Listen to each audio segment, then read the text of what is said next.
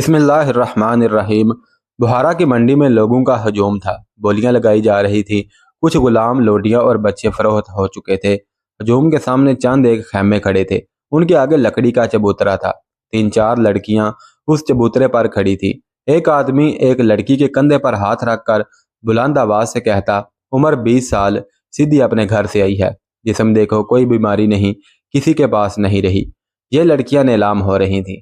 خریداروں میں بردہ فروش بھی تھے، قہبہ ہانوں والے بھی تھے، لڑکیوں کو رقص اور گانا سکھانے والے بھی، اور ان میں امراء، وزراء اور حاکموں کے کارندے بھی شامل تھے۔ اس منڈی سے ذرا پرے ایک اور منڈی بھی لگی ہوئی تھی۔ یہاں آدمی فروخت ہو رہے تھے، ان میں بچے بھی تھے۔ خریدار انہیں اس طرح دیکھ رہے تھے جیسے جانور کو خریدتے وقت دیکھا جاتا ہے۔ بچوں کی قیمت زیادہ تھی۔ یہ 8-10 بچے تھے، سب رو رہے تھے۔ ان سب کی عمریں 12 سے 15 سال کے درمیان تھی۔ صرف ایک بچہ ایسا تھا جس کی آنکھوں میں آنسو نہیں تھے، چہرے پر اداسی تھی۔ یہ سب اسی قافلے کے بچے، مرد اور عورتیں تھیں جس قافلے میں الحکم اپنی بیوی بچے کے ساتھ گامزن سفر تھا۔ یہ بچہ جو رو نہیں رہا تھا، دوسروں سے خوبصورت تو نہیں، مگر دوسرے بچوں سے الگ ضرور لگ رہا تھا۔ اس کی عمر 12 سال کے لگ بھگ تھی۔ خریداروں میں حاجی نصر نامی امیر آدمی کے کارندے بھی شامل تھے۔ انہیں کسی وقت حاجی نصر نے کہا تھا وہ پختہ عمر کے غلاموں کی بجائے نوعمر 2-4 لڑکے خریدنا چاہتا ہے تاکہ وہ انہیں اپنے سانچے میں ڈھال سکے اور وہ بڑے ہو کر اس کے وفادار رہیں۔ حاجی نصر کے نوکروں نے جب ان بچوں کو دیکھا تو فوراً حاجی نصر کو ان کی اطلاع دی۔ حاجی نصر آیا، اس نے ان بچوں کو دیکھا، مگر ان کے رونے کی وجہ سے اسے گھبراہٹ ہونے لگی۔ اسے یہ بچہ پسند آ گیا جو رو نہیں رہا تھا مگر اداس ضرور تھا۔ ان رونے والے بچوں میں خوبصورت بھی تھے مگر انہیں سہلانا آسان کام نہ تھا۔ حاجی نصر نے اپنے نوکروں سے کہا کہ یہ بچہ لے لیتے ہیں۔ حاجی نے بچہ خرید لیا اور ساتھ لے کر گھر کی جانب چل دیا۔ گھر پہنچ کر حاجی نصر نے بچے سے پوچھا، تمہارا نام کیا ہے؟ تو بچے نے جواب دیا کہ اس کا نام سبکتگین ہے۔ تمہارے ماں باپ زندہ ہیں؟ حاجی نے پوچھا تو بچے نے جواب دیا کہ معلوم نہیں، میں سویا ہوا تھا کہ قافلے پر حملہ ہو گیا، گھوڑے ہمارے درمیان سے گزر گئے، میں اٹھ کر بھاگا مگر ایک ڈاکو نے مجھے پکڑ لیا اور کچھ دور لے جا کر میرے ہاتھ پاؤں کو رسی کی مدد سے باندھ دیا اور پھر ہمیں یہاں لے آئے۔ حاجی نے پوچھا کہ تمہارا باپ کیا کام کرتا تھا؟ بچے نے جواب دیا کہ امیروں کے گھر میں نوکری چاکری۔ حاجی نے پوچھا تم رو کیوں نہیں رہے تھے؟ بچے نے کہا کہ جواب دینے سے پہلے میں آپ سے پوچھنا چاہتا ہوں کہ آپ کا مذہب کیا ہے؟ حاجی نے جواب دیا کہ میں مسلمان ہوں اور حاجی ہوں۔ بچے نے کہا پھر مجھے نہیں، آپ کو رونا چاہیے، اور آپ کا حج بھی قبول نہیں ہوا۔ میرے ماں باپ نے مجھے بتایا تھا کہ قرآن کے حکم کے مطابق کوئی انسان کسی انسان کو غلام نہیں رکھ سکتا اور نہ بنا سکتا ہے۔ آپ نے مجھ سے پوچھا کہ میں رو کیوں نہیں رہا، تو مجھے سمجھ نہیں آ رہی کہ میں روؤں یا ہنسوں یا کیا کروں۔ اگر میری عمر آپ کی طرح پختہ ہوتی تو میرے لیے فیصلہ کرنا آسان ہوتا۔ حاجی نصر بدک اٹھا۔ اسے توقع نہیں تھی کہ اس عمر کا بچہ اتنا پختہ سوال کرے گا اور جواب دے گا۔ حاجی نے پوچھا کہ اسے یہ باتیں کس نے بتائی ہیں؟ تو بچے نے جواب دیا کہ اس کا استاد ایک امام مسجد ہے۔ بچے نے اس امام مسجد کا نام بتایا اور کہا کہ میرے والدین نے مجھے عدل و انصاف کے بہت سبق دیے ہیں جو کہانیوں کی شکل میں تھے۔ میرا باپ کہا کرتا تھا کہ وہ نوشیرواں کی نسل سے ہے، اور میری ماں کہا کرتی تھی کہ اسے خواب میں ایک نورانی صورت بزرگ نظر آتے تھے جو اسے بتاتے تھے کہ وہ ایک بچے کو جنم دے گی جو باطل شکن ہوگا اور حق کی آواز دور دور تک پہنچائے گا۔ اس بزرگ نے یہ بھی کہا تھا کہ اگر وہ بچہ میں نہ ہوا تو وہ میری اولاد سے ہوگا۔ حاجی نے پوچھا کہ تم اپنی ماں کے عقیدے پر کتنا یقین رکھتے ہو؟ بچے نے جواب دیا کہ میں اپنی ماں کے عقیدے پر کس طرح یقین رکھ سکتا ہوں؟ میں ایک غلام ہوں اور آپ نے مجھے خریدا ہے، اور ایک غلام کا کیا عقیدہ ہو سکتا ہے؟ کیا آپ نے مجھے جانور سمجھ کر نہیں خریدا؟ ایک جانور کا عقیدہ کیا ہوتا ہے؟ حاجی نصر نے کہا بے شک تم میرے غلام ہو، مگر میں تمہیں غلاموں سے بہت اوپر رکھوں گا۔ تم کوئی کام کر سکتے ہو؟ بچے نے کہا کہ میرے ماں باپ مجھے بہارا لے جا رہے تھے، امام صاحب نے مجھے کہا تھا کہ وہ مجھے فلاں شاگردی میں بٹھا دے۔ حاجی نصر نے کہا کہ میں تمہیں اپنے بچوں کے اتالیق کے ساتھ بٹھا دیتا ہوں، تم اس کے نوکر بھی ہوگے اور اس سے تعلیم بھی حاصل کر سکو گے۔ سبکتگین کی اپنی لکھی ہوئی کتاب پند نامہ میں مختصر لکھا ہے کہ وہ 3 سال تک نخشب میں رہا۔ اس دوران حاجی نصر نخشب سے باہر رہا۔ کتاب النصاب میں کچھ تفصیل ملتی ہے کہ سبکتگین بیمار ہو گیا تو حاجی نصر نے اسے نخشب میں ہی رہنے دیا اور خود غیر حاضر رہا۔ کسی بھی پرانی تحریر سے یہ نہیں ملتا کہ حاجی نصر کا کاروبار کیا تھا، سوائے اس کے کہ وہ ایک امیر کبیر اور اثر و رسوخ والا آدمی تھا۔ سبکتگین جب اطالیق کے پاس گیا، اس نے سبکتگین کو ایک نوکر سے بڑھ کر کوئی اہمیت نہ دی، لیکن پہلے ہی روز بچے نے اپنی اہمیت جتلا دی۔ اطالیق بے خبر تھا۔ حاجی نصر کے ایک بچے نے قرآن کی ایک آیت غلط پڑھی۔ سبکتگین نے خود بچے کی غلطی کی تصحیح کرنے کی بجائے اطالیق کو بتایا تو اطالیق حیران ہوا کہ یہ بچہ بھی ہے اور نوکر بھی ہے اور یہ قرآن پڑھنے والے کی غلطی پکڑ سکتا ہے۔ اطالیق نے بچے سے پوچھا کہ اس نے قرآن پاک کہاں سے پڑھا ہے۔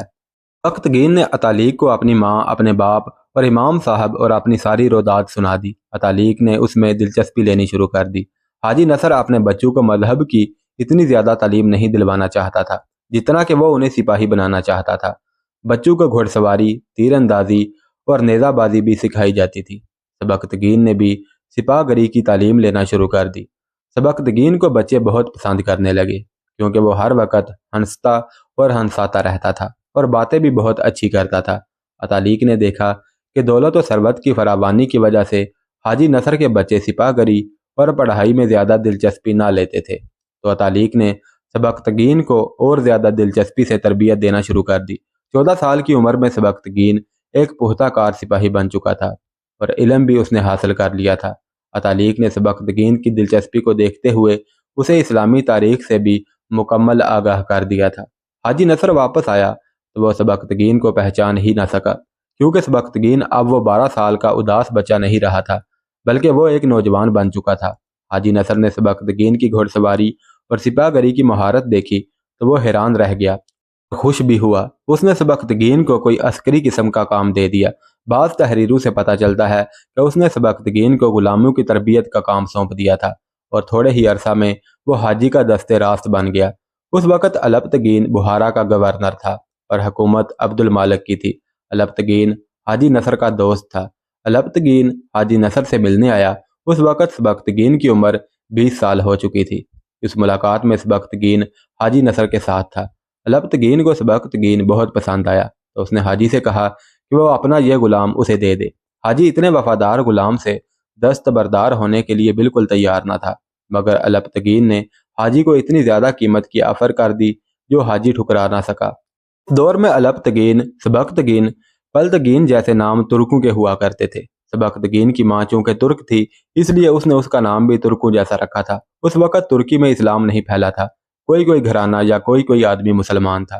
حکومت اتنی ظالم تھی کہ لوگ ترکی چھوڑ کر دوسرے ممالک میں بھاگے جا رہے تھے اور ان میں بعض خانہ بدوش بھی ہو گئے اور بعض غلاموں کی منڈی میں فروخت ہوئے۔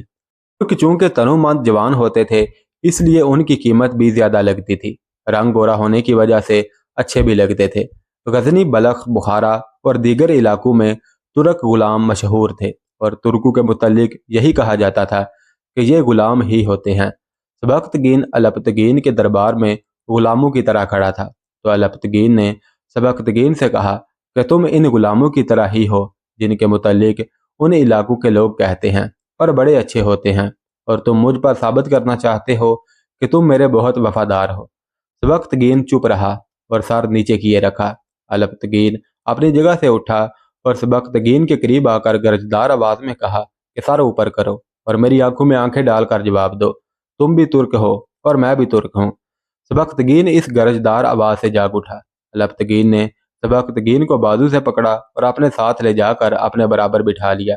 حاجی نصر نے مجھے بتایا تھا کہ تمہارے پاس علم بھی ہے اور عمل بھی، اور انسان صرف علم سے مکمل نہیں ہوتا بلکہ عمل سے مکمل ہوتا ہے۔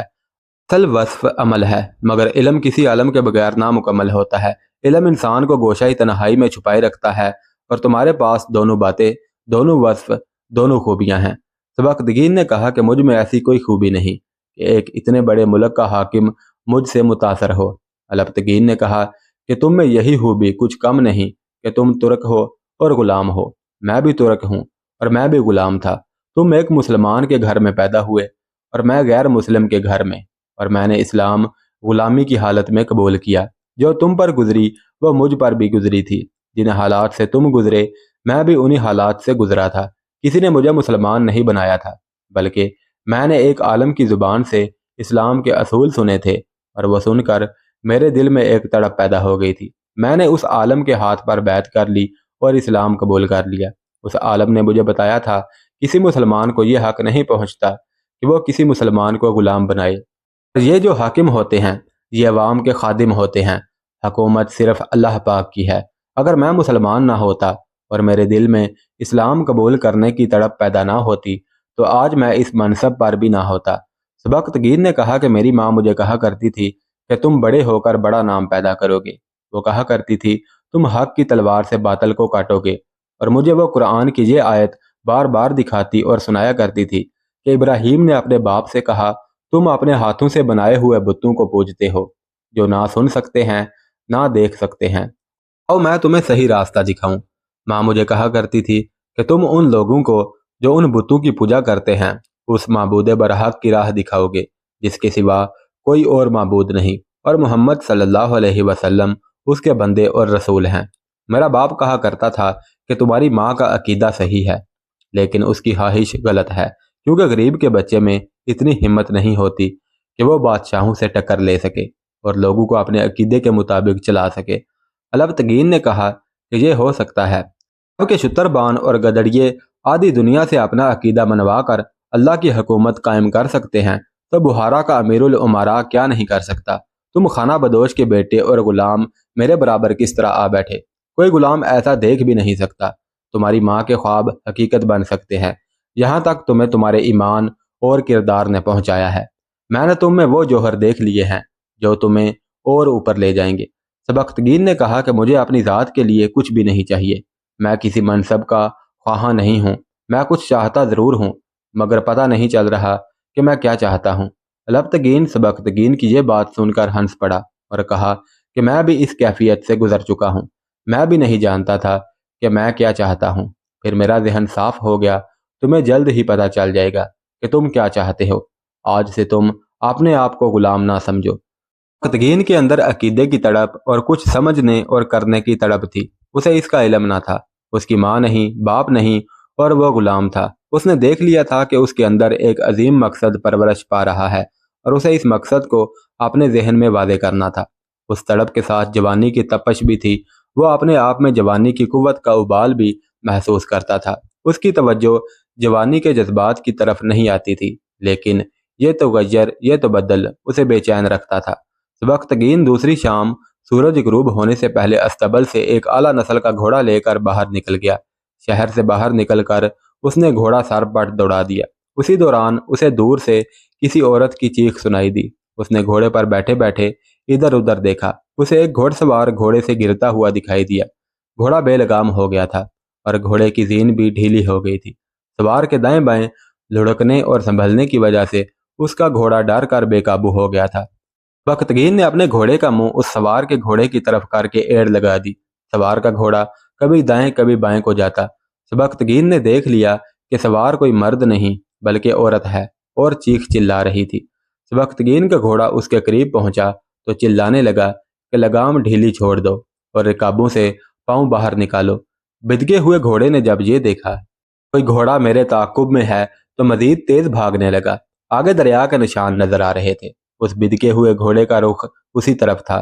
سبکتگین اپنے گھوڑے کو تیز بھگاتے ہوئے اس گھوڑے کے پہلو میں لے گیا اور عین اس گھوڑے کے منہ کے قریب سے لگام کو پکڑ دیا، اور ساتھ ہی اس نے لڑکی کو کہا کہ وہ اس کے گھوڑے پر کود آئے۔ اسی کوشش میں گھوڑے دریا میں اتر گئے اور لڑکی پانی میں گر پڑی، کیونکہ پانی میں گھوڑے ایک دوسرے سے دور ہو گئے تھے۔ دونوں گھوڑے رک گئے۔ سبکتگین دریا میں کود پڑا، لڑکی پانی پر تیر رہی تھی۔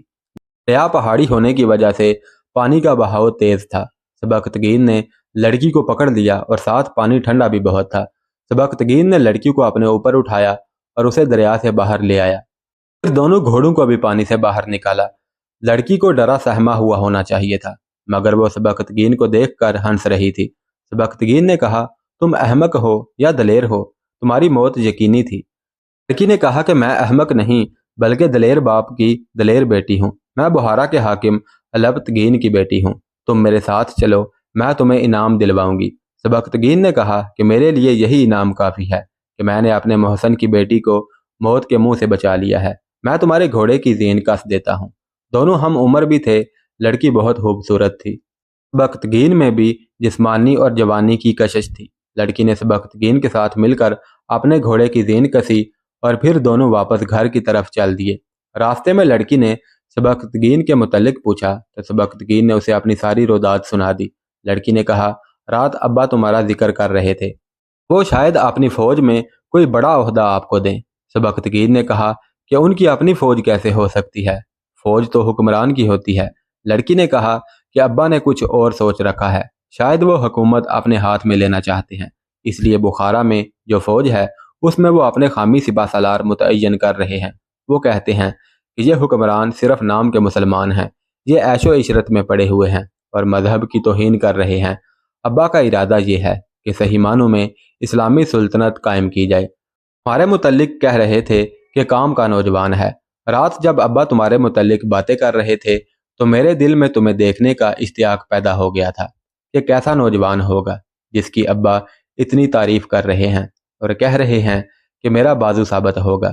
میں نے رات کو ہی پختہ ارادہ کر لیا تھا کہ میں تمہیں دیکھوں گی، مگر اس طرح ملاقات ہوگی یہ میرے وہم و گمان میں بھی نہ تھا۔ میرے دل میں تمہارے متعلق سن کر ہی ہمدردی پیدا ہو گئی تھی، مگر آج جب تم نے اپنی جان پر کھیل کر مجھے بچایا اور پھر دریا سے اپنے بازوؤں پر اٹھا کر باہر نکالا تو مجھے محسوس ہوا کہ جیسے مجھے اپنے لیے جس نوجوان کی تلاش تھی وہ پوری ہو گئی ہے اور وہ نوجوان تم ہو۔